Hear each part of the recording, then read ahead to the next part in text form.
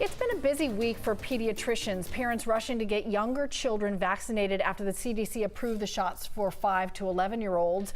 13-year-old Judah Whaley is one of the students who doesn't hesitate to get his vaccine. And Madison, he's saying he wants to be an example for his older siblings. That's a really wonderful thing that he's doing for them. Savannah Levins is live with us in studio this morning for the latest in our Learning Curve series. Savannah, you've been following Judah throughout this whole year. Hard to believe we're halfway through now. Yes, and what a year it has been. We've seen Judah go from virtual to in person. We watched as a COVID outbreak closed his school again. We were there as he got vaccinated, and now it's his little brother's turn.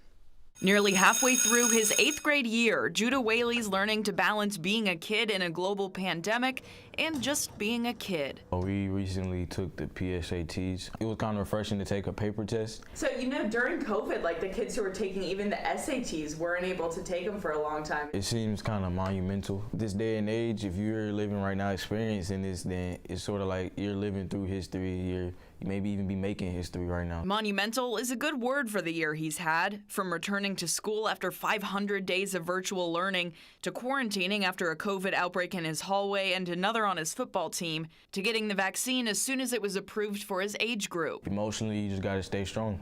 He's also setting an example for his 9-year-old little brother Jonah, who will soon get vaccinated too, now that the CDC's given the all clear. And I know it won't be a problem for him. He was there with me. It's for the better of you. You'll be safer with it, just learn to live with the fact that sometimes you're gonna have to take extra steps to be safe. It'll be an added comfort as they head out of state to visit family for Thanksgiving, armed with that extra protection and with some extra perspective too. My plans, just be around family, really live in that moment because I know it's amazing to be safe around them.